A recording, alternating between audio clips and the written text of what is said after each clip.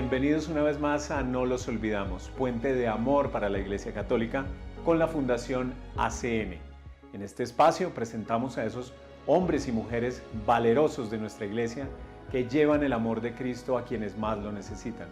Conozcamos más de estos héroes silenciosos. Bienvenidos. ¿Cómo es la reacción del colombiano? Porque quiere decir que no, el colombiano también tiene que sufrir sus propios problemas, sus propias necesidades y de repente tiene que acoger a otro. Yo creo que a veces son retos grandes, ¿no? De ser generoso cuando a uno también le falta. ¿Cómo ve? También ayudan quizá ese entendimiento, ese camino de hermandad con el forastero al pueblo, que me imagino que a veces no siempre es tan fácil. Claro, y ahí es donde hay que poner en la balanza, no descuidar lo propio por asistir a lo extraño, o a lo extraño no, al de fuera. Ha sido también a veces difícil, porque vienen los reclamos y porque a estos sí les están dando y a nosotros nos están descuidando, pero porque es que pierden la óptica del servicio que permanentemente se le está dando al propio, al de casa. Yo pienso que ahí es donde se tiene que abrir también el corazón a la generosidad en busca de la necesidad del otro. Aún a pesar de mis necesidades, saber que también hay otros hermanos que lloran, que sufren, que sienten, que pasan incomodidad, que pasan vergüenzas incluso. Y ha habido también un cierto malestar porque les ayudamos por ciertos desmanes, por así decirlo, malos comportamientos de algunos migrantes que llegan a asentarse en nuestros pueblos y a veces son motivo de discordia, de peleas, de división, de malos ejemplos, pero igual, con ellos también hay que hacer un trabajo y hay que asistirlos siempre. Uh-huh. Colombia, sin embargo, a pesar de que es país donde recibe mucha migración de fuera, es un país que ha tenido también problemas de desplazamiento interno enormes debido a la violencia que ha sufrido el país durante muchas décadas. Ustedes tienen un número altísimo de familias desplazadas, comunidades enteras desplazadas. ¿También es un tema que todavía hoy ocupa mucho a la pastoral social? Sí, no hay que dejar de reconocer que hay territorios de nuestra nación que todavía tienen algunas situaciones de desplazamiento, pero ni qué decir de hace 20 años. Afortunadamente, el panorama ha cambiado, aunque no lo deseado. Y se corren riesgos y se viven temores de que se pueda repetir. Porque no hay que dejar de reconocer que siguen existiendo grupos alzados en armas que a veces generan ese malestar o esa incertidumbre en nuestros pueblos y el temor de que se vuelva a repetir. Al menos hace unos 15, 20 días yo hacía un llamado a estas personas de los grupos alzados en armas, de cualquier denominación que sea, llámese guerrilla, autodefensas o milicias urbanas o grupos organizados, como quiera que sea, a que no nos permitamos repetir y repetir momentos tan dolorosos. Yo particularmente los tuve que vivir. ¿Así usted también tuvo una situación de peligro y de violencia? Sí, cuando trabajaba en uno de los municipios de mi territorio, ante una llamada, váyase porque hay una amenaza contra tu vida, solo por el hecho de uno estar trabajando en favor de la gente. ¿Qué hacía yo? Cuento esto como una anécdota. Había una emisora en el pueblo y cuando menos pensábamos interrumpían la transmisión de la emisora y uno de los grupos alzados en armas hacía sus intervenciones. Allá en el territorio lo llamábamos chuzaban la emisora, es decir, cogían los canales y transmitían. Yo, pues siempre como en mi sentido de responsabilidad y también dándole claridad a nuestra gente decía, la anterior intervención no es nuestra, va en contra de los principios y valores de nuestra emisora, porque era además una emisora católica. Eso generó escollos dentro de los altos mandos de una de las guerrillas y muy seguramente por eso y por otras cositas que hacían en favor de los retenidos, de los secuestrados, no les gustó. Entonces me hicieron salir del territorio. Pero no fue una salida, camine, váyase tranquilo, felicitaciones, pero no, se va o se muere. Entonces el obispo de ese momento, estoy hablando ayer, nada menos se cumplía la fecha, el obispo me dijo, véngase ya va a estar una ambulancia encontrándolo para que se venga para el centro de la diócesis y aquí hablamos. Usted no se imagina, María, lo que es uno salir. Coger lo que tiene. Sí, dejando el dolor, no pudiéndose despedir de su gente, porque uno como sacerdote también tiene sus sentimientos, sus afectos y su gente que se hace cercana a uno.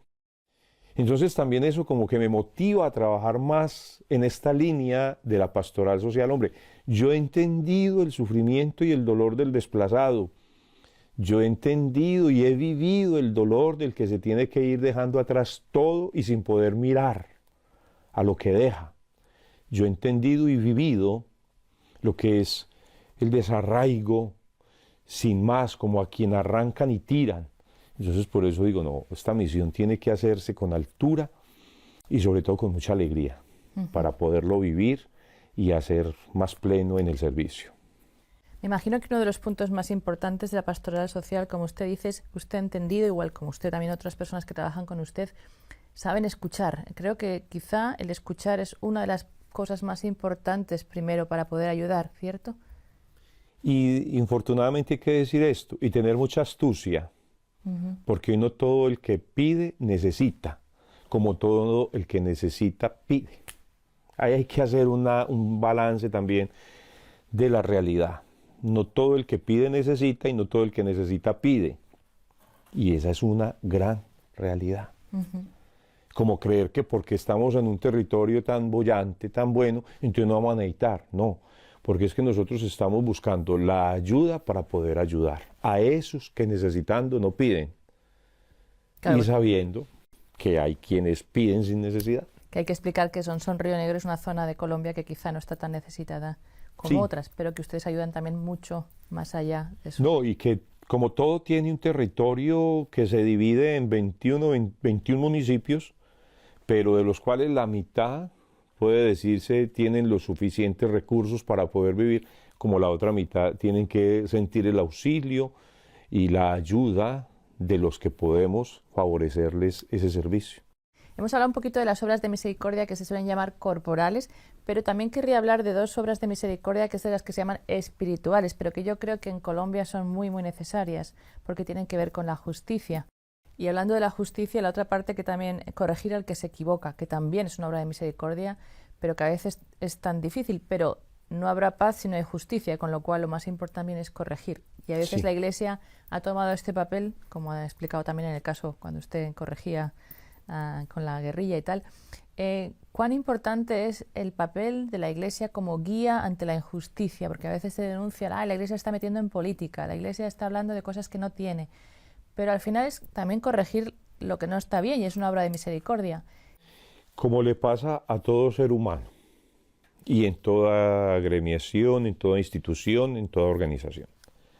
Cuando nos damos a la tarea de corregir, ya tú lo has dicho, entonces, si hablamos en favor de uno, el contrario va a decir que es que estamos entonces sembrando semillas contrarias al bien. Es decir, es una de las tareas, yo diría, de las más complejas que se pueden tener. Por ese marco también de política y de problemática social que vivimos. Que si es de derecha, que si es de izquierda, que si está a favor, que si está en contra, que si sí, que si no. Hemos tenido que ideárnosla para mantener siempre un margen de prudencia y de búsqueda por la realización de esos ideales. ¿El ideal es cuál? La convivencia pacífica, la búsqueda de los caminos verdaderos para la reconciliación, donde si tenemos que llamarle la atención al uno o al otro, pues lo hagamos, pero siempre con las líneas del Evangelio. Yo pienso que nuestra palabra no puede estar desligada del Evangelio, pero eso sí, con dos cositas más, prudencia y acción. Si a nosotros nos ven obrando bien, no pueden recriminarnos nada. Dar ejemplo. Claro, y es la búsqueda. Porque por el mal ejemplo se han pegado muchos para juzgarnos, no solo en Colombia, sino en todo el mundo. Infortunadamente nosotros no somos perfectos y la gente siempre mira, es el escollo, es el error, no miran lo que hay detrás. Claro, eso es un tema también muy interesante porque hablando de la labor de la Iglesia a nivel mundial, la Iglesia hace una labor de caridad, de ayuda social, de ayuda también ante la injusticia enorme en todos los países. Se puede decir que yo creo que realmente es la obra que más ayuda da a nivel internacional. De todas maneras, ¿cuántas veces nos pasa que en los medios de comunicación la gente se fija en el mal ejemplo, ¿no? Un ejemplo, aquí un ejemplo vale más que 1000 palabras, una foto sería un mal ejemplo vale más que 1000 buenos ejemplos. Pero, ¿por qué pasa esto también? ¿Porque la Iglesia quizá no da a conocer lo bueno que hace? Lo que pasa es que creo que era San Juan Bosco el que decía que el ruido no hace bien y el bien no hace ruido. La Iglesia no necesita hacer ruido. Porque yo pongo también el ejemplo de la carreta vacía. Una carreta cuando está vacía hace mucha bulla. Cuando está llena, pasa en silencio. No hay mucho que hacer sonar porque las bisagras están bien ajustadas. La Iglesia ha estado bien ajustada por su buena obra. Qué miedo que haga ruido por la falta de obras. Entonces preferimos más bien pasar en silencio. A la Iglesia no le interesa andar pregonando el bien que hace, porque necesitamos que lo vea uno, que es Dios, y a quien podemos servir, que es el hermano. Se nos está acabando el tiempo, así que mi última pregunta es dedicada a Colombia, a su país. Ustedes tienen como uno de los lemas, por una Colombia justa y fraterna. Quería que nos dijera un poquito ese sueño que usted tiene, quizá de una nueva Colombia. Están ustedes siendo parte de la construcción de ese nuevo país después de tanto sufrimiento. Yo sé que Colombia ha pasado muy mal. ¿Cuál sería su deseo también para nuestros espectadores, para nosotros? ¿Qué podemos hacer para colaborar en crear una Colombia justa y fraterna también? Lo primero, no nos abandonen de sus oraciones. Colombia necesita mucho de la oración de los pueblos, porque es una nación que ha sido muy golpeada, demasiado golpeada por la violencia. Y yo soy de los que creo en el poder de la oración, confío en el poder de la oración, y además en mi estilo. Yo no soy la persona pues que van a encontrar arrodillada dándose golpes de pecho, ni mucho menos. Tengo un estilo muy particular para la oración, porque sé que es la mejor vivencia del Evangelio.